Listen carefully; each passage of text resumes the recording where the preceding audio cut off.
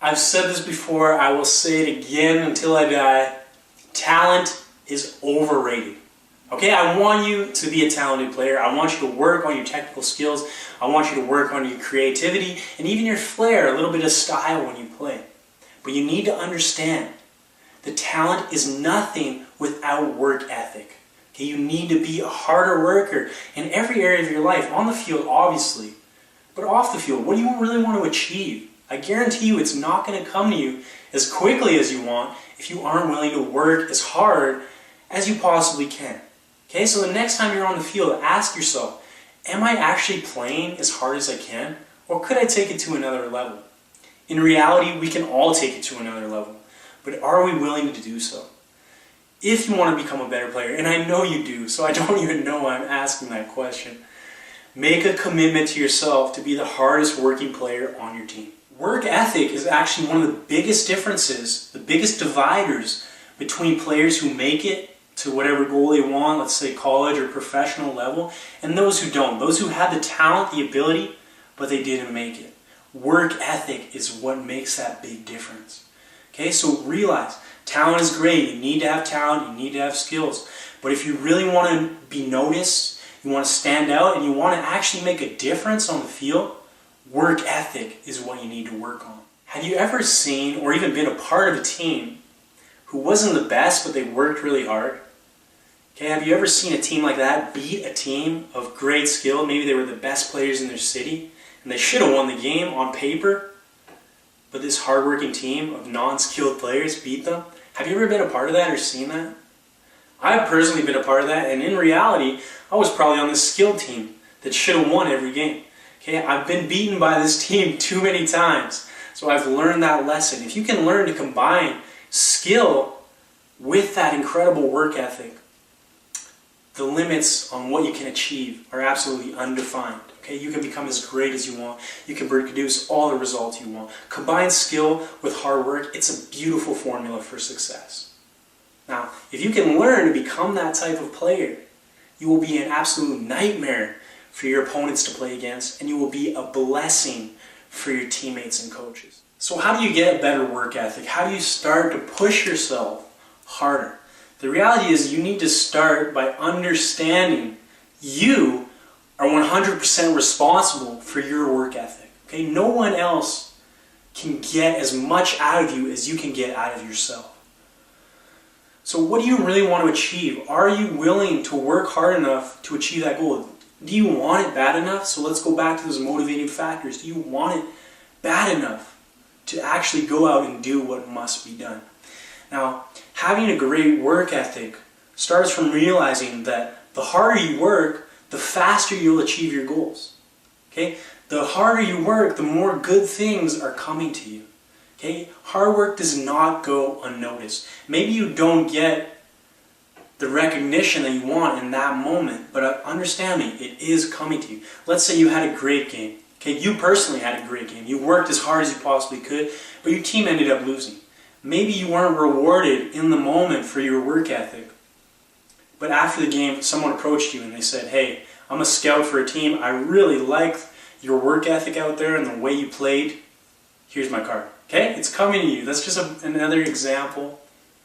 But hard work always pays off. There's no way around hard work. Hard work is always rewarded in one form or another. Now, what does hard work look like on the field? Okay, hard work is getting forward, working to get in position so you can actually receive the ball. If nobody works to get in space for their teammates, then you're going to lose possession really quickly. Okay, so when your teammates have the ball, are you working to get into space for them? Are you sprinting into space instead of jogging into space? Okay, are you making up lots of ground so you can get into those attacking areas and actually score goals or make assists? When you're defending, are you closing down your opponents as quickly as possible? Do not give them time to play. Okay, are you pressuring them quickly or are you jogging towards them? Okay, are you disciplined enough? Are you working hard enough to keep your shape defensively? The reason most teams get scored on is because individuals aren't willing to work hard enough to get to a certain spot. So are you working hard enough to get to where you need to be? Do not let your teammates down. Now, hard work can be seen in everything. When you're going into tackles, I want you to get in the habit of being aggressive. Okay? When you're doing everything, I want you to be aggressive. This is a physical sport. There's no way around that. So even if you're a small player or you're not the biggest, strongest player, you still need to be aggressive, and you can still be aggressive if you switch something in your mind. Okay? Realize aggression, or even tackling and defending, is not so much a skill as it is a mentality. In soccer, aggression is the desire to compete. Okay, so when you're going into those 50-50 challenges, when you're making tackles, when you're going up for headers, you're putting your body on the line to block shots, to make tackles, you're putting your body on the line to score goals. These are all examples of aggression. Now, a player who doesn't have aggression, isn't aggressive, they're shy, they're timid, this type of player is always going to get beat out by a player who is aggressive. So you need to make this part of your game. The beauty is, even if you've been a player who's never been aggressive or you've always been a bit timid, you can change that right now. You don't have to be that player anymore. But you personally have to make that commitment. You must want to be an aggressive player. I guarantee you, if you make that switch, you'll be so happy you did, because it will really show in your performances. Once you've made the mental shift, once you realize that you're 100% responsible for the amount of work that you put in, your work ethic, you're responsible for your aggression, your intensity on the field. Once you've made that switch, you can start actually applying it on the field. So a couple of things. I want you to pressure the person with the ball quickly. Don't jog to them. Okay, don't be so concerned with jockeying unless you're in a really defensive position. Pressure them right away. Force them to make errors. Get into their feet. Okay, force them to make mistakes. I guarantee you, if you just start pressuring players right away, putting them under pressure, don't give them time to play, they will make mistakes. They will cough up the ball. And you and your team will be rewarded. Okay, when you're going into challenges or you're going into 50-50 ball, don't always rely on your feet. Put your shoulder into the player, okay? Don't be afraid to make that contact. And I guarantee you, if you make the contact first, you're going to be more successful in that situation. So two players are going to the ball, you make contact first, okay? You don't necessarily have to touch the ball first. Remember, this is a contact sport. I don't want you to foul. I don't mind you fouling. That's part of the game. I don't want you to go with the intention of injuring people. But I want you to go in with the intention of competing and winning. So when you're on the field, try to use your shoulder or use your body to make contact rather than always relying on your feet. Okay, when you're going into tackles, remember, the player who goes in harder, the player who goes in with more intention, more aggression, more desire to win that ball, 90% of the time is the player who comes out with that ball.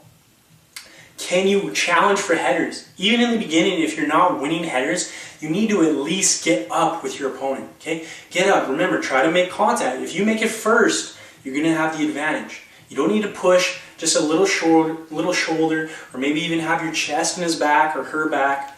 Okay, make that contact, but don't be afraid to get up. Like I said, aggression and work ethic, all these things, they aren't going to come in one session. Yes, you can improve those in one session, but you aren't going to master it. So if you want to start winning headers, you want to start winning tackles, maybe you're not going to win the first 20 that you go into. Okay, but you're never going to win unless you get over that fear and you start taking that action. Remember the importance of work ethic and aggression. Okay?